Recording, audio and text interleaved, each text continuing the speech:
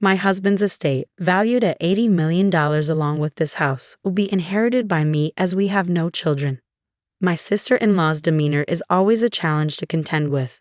My name is Emma, a 45-year-old who works part-time. My husband and I are blessed with 2 sons, one a senior and the other a sophomore in high school. The elder one is currently preparing for his college entrance exams, aspiring to follow his passion for law. His ambition was ignited at a tender age, likely influenced by my brother Oliver, who is a seasoned lawyer. A few years back, Oliver established his own law firm, which my eldest son admires greatly. From his early years, my son demonstrated a knack for academic excellence, a trait that Oliver wholeheartedly encouraged upon learning of his nephew's aspirations. Whenever they meet, my son reaffirms his goal to emulate his uncle's legal career, to which Oliver responds with a warm chuckle, urging him to swiftly pursue his dreams and walk in his footsteps. When my brother, who was married but childless, came to visit, he delighted in playing with my sons and showering them with affection. His wife, a woman a decade his junior, kept her distance from our family, rarely gracing our home with her presence. As a result, our interactions with her were few and far between. My brother and I endured the loss of our parents at a young age, leading him to step into a parental role when I was on the brink of marriage.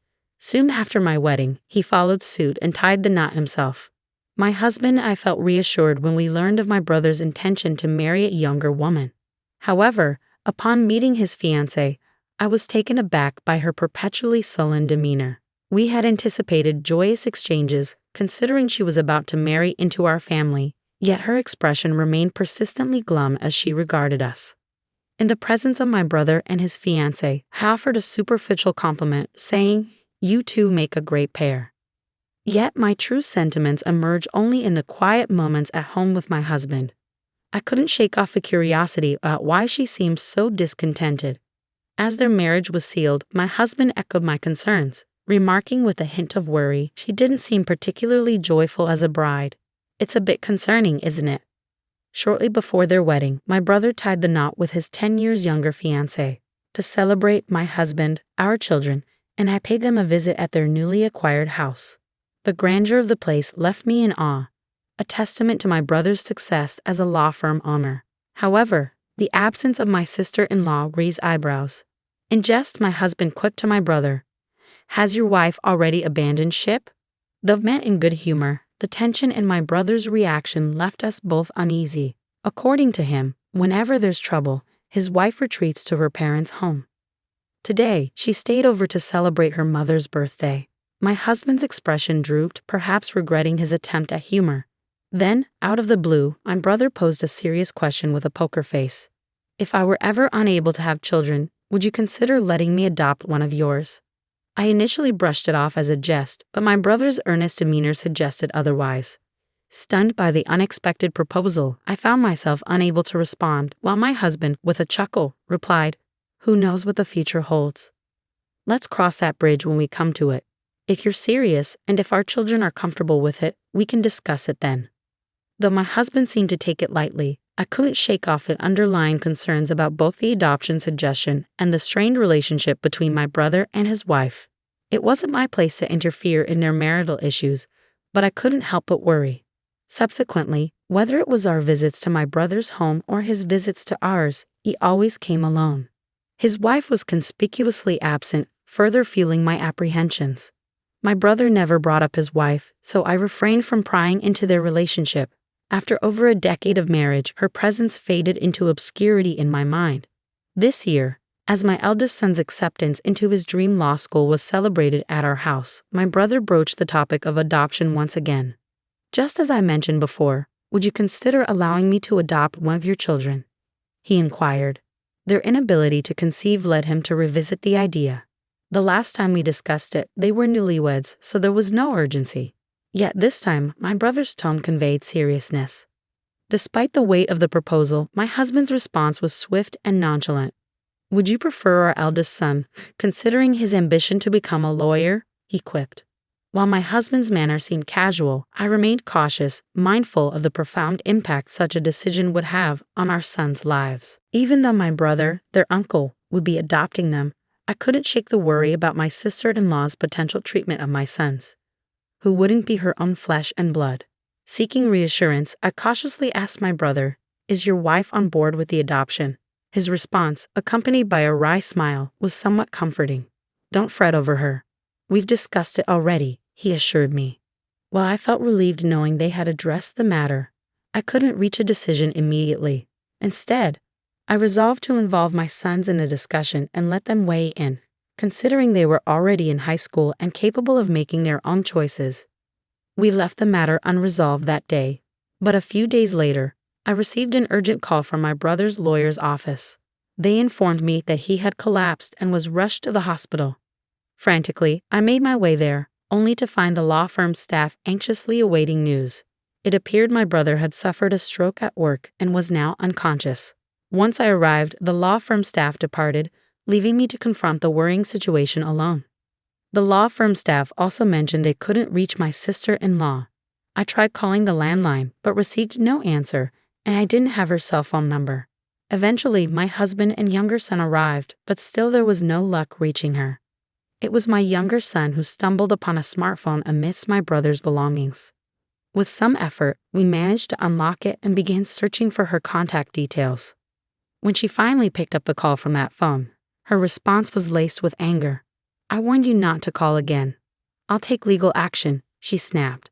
Attempting to convey urgency amidst her tirade, I interjected, "It's Emma, Oliver's sister. My brother has collapsed and is in the hospital." Her tone softened upon realizing it was me on the line. "Oh, I'm terribly sorry. I mistook you for Oliver. You said he collapsed?" she inquired. After updating her on my brother's condition and the hospital he was admitted to, her response took a surprisingly casual turn. "I'm unable to come to the hospital right now due to prior commitments. Please keep me informed," she requested before abruptly ending the call.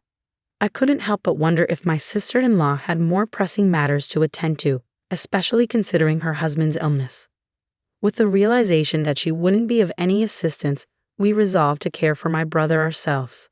Since my eldest son had completed his university entrance exams and was spending most of his time at home, he took on the responsibility of visiting my brother daily on my behalf.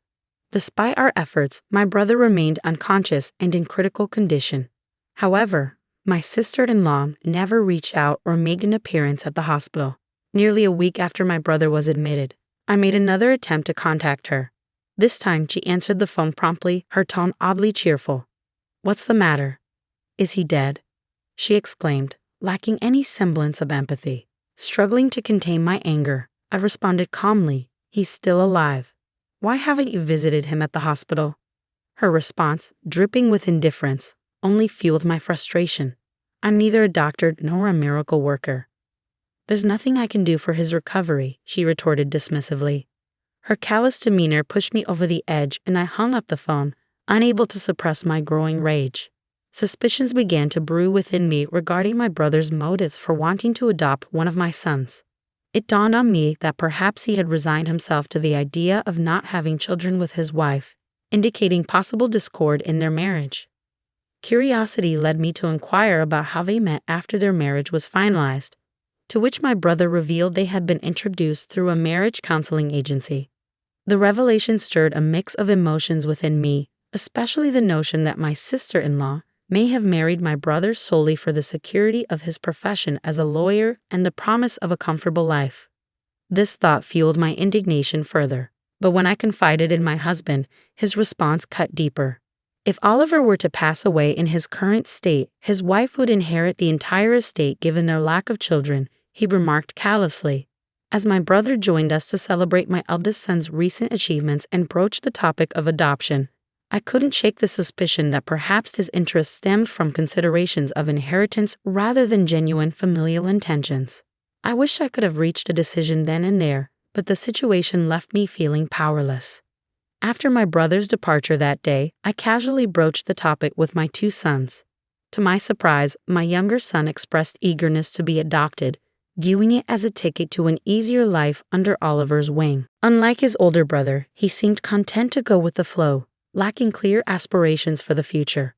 I had anticipated my eldest son, who admired his brother, to follow suit, but his response caught me off guard. "I don't want to be adopted," he declared firmly. As the eldest, it's my responsibility to take care of you, Mom, and Dad. His words filled me with pride, yet I couldn't shake the feeling that my eldest son, with his ambition to become a lawyer, was the more suitable candidate for adoption. Although I longed to initiate the adoption process on behalf of my unconscious brother, the circumstances thwarted my efforts. Despite my reluctance to claim any share of my brother's inheritance, I couldn't bear the thought of a single penny falling into the hands of my sister-in-law, who seemed to be eagerly awaiting his demise. I could only hold on to the hope of my brother's recovery, but it never came to fruition. Days later, he passed away, leaving me with the solemn duty of informing my sister-in-law. My brother has passed away. Can we arrange a funeral? I conveyed the somber news. To my surprise, her response was oddly cheerful. You have the final say. Just please don't involve me in any formalities, she replied before abruptly ending the call. Feeling a surge of frustration, I held back my emotions as my husband and I took charge of planning the funeral. With assistance from the law firm's staff, we navigated through the arrangements. While my husband expressed concerns about the firm's future, my brother had already ensured its stability by entrusting its management to a capable individual. Thus, the firm would continue to operate seamlessly as a corporation. At the funeral, the turnout was overwhelming, with countless wreaths brought in to pay respects. The hall overflowed with mourners, a testament to the profound impact my brother had on so many lives. As the funeral unfolded, I found myself once again marveling at the incredible person my brother had been. Alongside me, my son lent a hand in the somber proceedings. However, his mood darkened upon witnessing the notable figures in attendance, presidents of major corporations, politicians, and other dignitaries. I should have been the one adopted, he lamented bitterly. I never realized how remarkable he truly was. My husband and I empathized with his sorrow, understanding the weight of his realization. As I fulfilled my role as a pallbearer, no one questioned the absence of my sister-in-law, nor was it brought up in conversation. I couldn't help but wonder if we were the only ones privy to the knowledge of my brother's marriage. They hadn't had a wedding ceremony, instead they simply embarked on a honeymoon. It dawned on me that even our relatives might have been unaware of their marital status. Reflecting on the situation, I couldn't help but harbor regrets. If only they hadn't married, there wouldn't be a need for a wife who failed to show up at her husband's funeral, and I lamented not allowing my brother to adopt my younger son sooner, fearing that she might seize control of my brother's estate with the support of the law firm's staff. The funeral for my brother had concluded, and I extended invitations for everyone to gather at his house for a meal, expressing my gratitude. Thanks to all of you, my brother will be able to rest in peace, I said, my voice laden with sorrow. As we mourned together, my sister-in-law made a sudden appearance, clad in a flashy pink coat, as if timed to coincide with the conclusion of the funeral. Addressing her with a mix of surprise and suspicion, I asked, "Why have you chosen this moment to come?" With a wide grin on her face, she spoke loudly for all to hear.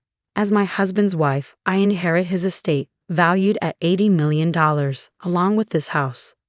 With no children in the picture, everything belongs to me. Her triumphant declaration prompted laughter from my brother's colleagues, leaving us puzzled by their reaction. My sister-in-law shot them a glare and scolded. "What's so funny? How rude." Her smirk quickly faded when one of the lawyers interjected, "We're aware that you're officially divorced." The revelation hit me like a thunderbolt. "You were divorced?" I exclaimed incredulously upon hearing the news the day before my brother's collapse. Glancing at my sister-in-law's visage, I saw a chilling expression etched across her features as she locked eyes with the individuals who had unveiled the truth. As she gritted her teeth, another lawyer interjected, "I've also heard that you were ordered to pay alimony due to the affair that led to the divorce. It's unavoidable." Furious, my sister-in-law directed her glare at the lawyer who spoke, snapping, "I'm not obligated to pay alimony anymore. There's no one left to pay." Her words dripped with disdain, but she was swiftly rebutted by the legal expert. "The right to alimony also transfers upon inheritance, so you'll still owe it to Emma, the sole inheritor." It dawned on me for the first time that I was the sole inheritor of my brother's estate. With their divorce finalized and our parents no longer alive, I was left as the last remaining family member. She seemed to grasp the reality of the situation, her expression morphing into one of horror as she locked eyes with me, prompting me to instinctively step back. Yet her demeanor remained defiant as she resumed her tirade. Don't I deserve half of the estate now that the divorce is settled? A lawyer, looking dismayed, interjected, Didn't Oliver provide you with funds upon the finalization of the divorce? I have the receipt certificate. Another lawyer chimed in. He also acquired a house prior to the marriage, so it isn't subject to property division. I found a sense of satisfaction in witnessing her being lectured by the lawyers. Despite her protestations, she appeared to recall something and chuckled lightly as she continued. There's still the life insurance. I should be the beneficiary. Her resilience impressed me, navigating through a hostile environment where everyone seemed to be against her. Then, with a smirk, she added, I changed the beneficiary of Oliver's life insurance to myself. However, the lawyer promptly refuted her claim regarding the life insurance, stating, Oliver was a resolute individual, so it's likely he made the change upon finalizing the divorce. As I sifted through my brother's belongings, I stumbled upon the life insurance policy, but my sister-in-law caught sight of it. Swiftly, she snatched the document from my grasp, her impatience evident as she scrutinized the beneficiary. However, her demeanor shifted to one of disappointment as she handed the certificate back to me, her shoulders slumping in defeat. It was then that I noticed the beneficiary was me. Realizing her efforts were futile, my sister-in-law blurted out her true sentiments without filter. I married a lawyer because I thought he was wealthy. But all I got was a pittance, and now I have to pay alimony. It's a colossal mistake. In response, the lawyer's expression hardened as he retorted. Oliver expressed similar sentiments. He regretted seeking the counsel of a marriage counselor, lamenting the monumental mistake he had made. Although my brother never confided such sentiments to me, his honesty was well known among his colleagues and subordinates. Faced with undeniable facts, my sister-in-law turned on her heel and departed from my brother's house. As time passed, she found herself obligated to pay alimony in installments, despite lacking stable employment. Desperate to fulfill her financial obligations, she hastily sought out employment opportunities. However, her lack of commitment led to a string of short-lived jobs. In a desperate attempt to secure quick wealth, she returned to the marriage counseling agency and set her sights on a wealthy individual. Deceiving him with promises of financial gain through marriage, she exploited his trust and attempted to swindle him. Yet, her scheme unraveled swiftly when the man saw through her deceit and reported her to the authorities. Subsequently, she was arrested for marriage fraud, facing the consequences of her actions. According to a lawyer from my brother's law firm who disclosed the truth, no alimony was ever paid to me. When I consulted the lawyer regarding the situation, I was informed of the recent developments. It was in May when the lawyer relayed the news that my sister-in-law had been apprehended. With her arrest, the likelihood of receiving alimony payments seemed slim in the foreseeable future. However, alimony wasn't my foremost concern. What I truly desired was to witness her facing the consequences of her actions and enduring a fate befitting her deeds. I firmly believe my brother would concur, which is why I wish for thorough police investigation into her other transgressions. I hope she's charged as a felon and brought to justice in court. Meanwhile, my family relocated to a house left behind by my brother, unexpectedly inheriting his property. My husband and sons were overjoyed at the prospect of moving into a spacious house, a stark contrast to our previous cramped apartment. Amidst the excitement, my eldest son, fueled by newfound determination, immersed himself in his law studies. Observing the interactions between his brother's colleagues and subordinates, he felt a strong yearning to pursue a career in law. Though never formally adopted by my brother, I hold on to the hope that he will carry forth my brother's legacy and excel as a lawyer, just as he aspired to be. However, my younger son harbored a sense of disappointment upon learning that I had inherited my brother's entire estate. I wish I had been adopted by uncle so I could have inherited everything, he confessed candidly. Despite his words carrying a hint of jest, his smile betrayed a hint of genuine longing.